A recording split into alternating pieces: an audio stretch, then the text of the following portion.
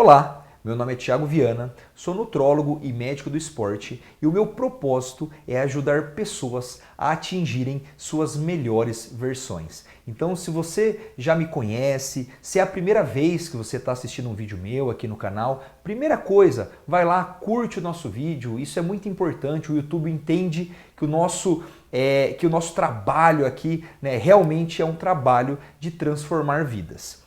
E hoje, gente, eu vou vir falar de um tema que causou muito impacto há 2 semanas quando eu postei um vídeo sobre transtorno de compulsão alimentar. Então eu recebi diversas mensagens, Thiago, eu acho que eu tenho, eu acho que minha prima tem. Então se você não assistiu esse vídeo de transtorno de compulsão alimentar, primeira coisa, eu vou deixar o card aqui em cima, vai lá, clica, assiste esse vídeo e depois você volta aqui da onde você parou, porque daí você vai entender tudo que eu vou falar a partir de agora. Mas se também você não quiser assistir, não tem problema. É interessante o vídeo de hoje para você saber como que é o raciocínio nosso médico para a gente entender, será que esse paciente realmente tem uma doença psiquiátrica que está afetando na alimentação dele, ou não, esse paciente não tem uma doença, um transtorno psiquiátrico. Então hoje nós vamos falar qual o caminho que a gente segue para dividir entre essas duas pessoas, as que têm um transtorno psiquiátrico mesmo e as que não têm um transtorno psiquiátrico. Antes da gente fazer um diagnóstico psiquiátrico numa pessoa que procura a gente, por exemplo, para emagrecer ou para ganhar peso, vamos pegar essas duas situações principais que a gente está falando de transtornos alimentares, tá bom? Então, antes da gente fechar um diagnóstico psiquiátrico, a gente tem que pensar em fazer 5 perguntas para a gente, não para o paciente, mas para a gente entender o que está acontecendo. Então, a primeira pergunta, será que aquele paciente tem alguma doença clínica que justifica aquele estado dele? Então, vamos exemplificar isso. Então, uma pessoa que não ganha peso, ela chega aqui no nosso consultório e ela fala assim, doutor, olha, eu trouxe aqui minha filha, meu marido, e ele não está ganhando peso. Ele está comendo, ele está se alimentando, ele não mudou nada na alimentação dele e ele não está ganhando peso. Então, a gente tem que pensar, opa, será que existe alguma doença que está justificando isso? E aí a gente pensa em quais doenças, por exemplo. Pode ser, por exemplo, uma diabetes. Diabetes, o cara está comendo e não está ganhando peso, às vezes está até emagrecendo.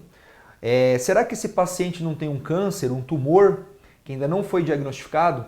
E esse paciente, às vezes, ele não está comendo por causa do tumor, às vezes, não no caso desse paciente que eu citei, mas tem pacientes que perdem o apetite. Por que será que esse paciente perdeu o apetite? Muitos tumores levam à perda de apetite.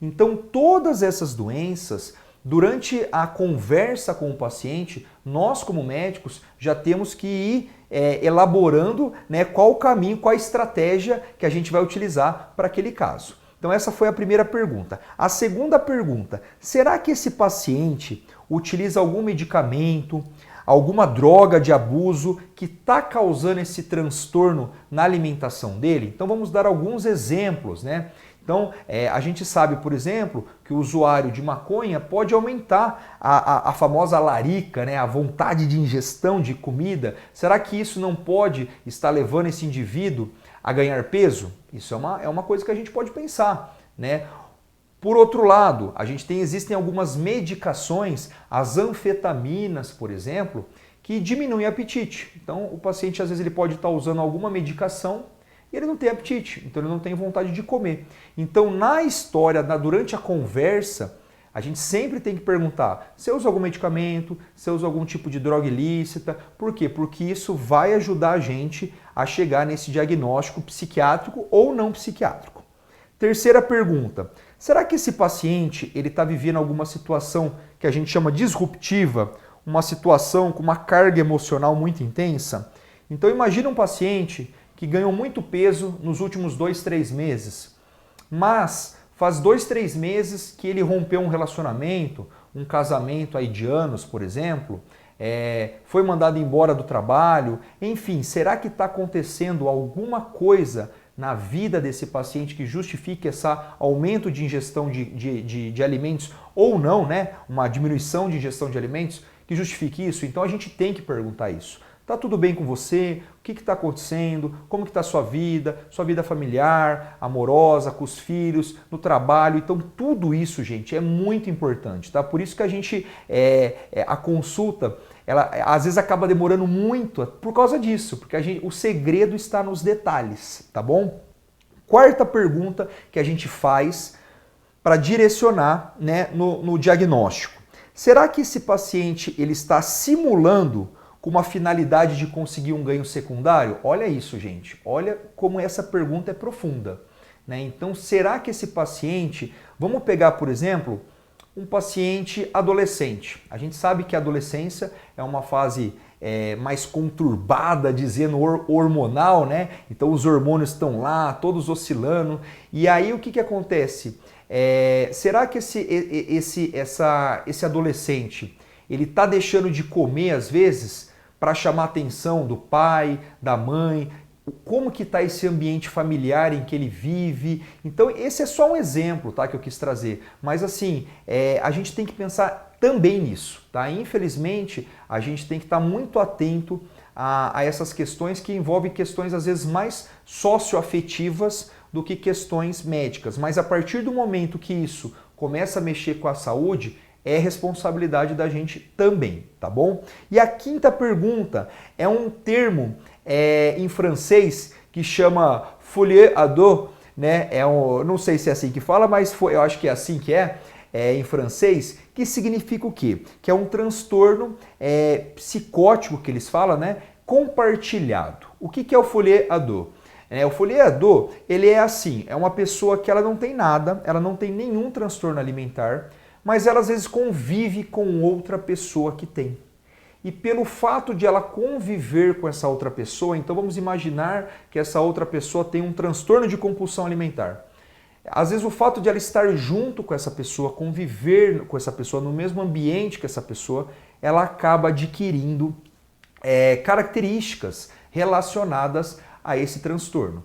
Mas quando elas são separadas, quando vocês afastam elas, essa pessoa ela volta a ser uma pessoa normal. Então olha que interessante isso. Por quê? Porque aí, nesse momento da consulta, onde a gente está conversando, a gente tem que entender exatamente como que é o ambiente familiar, com quem que ela mora, se ela mora sozinha, se ela está com alguém, como que é a outra pessoa faz exercício, qual que é a alimentação da outra pessoa. Então olha como o negócio fica amplo.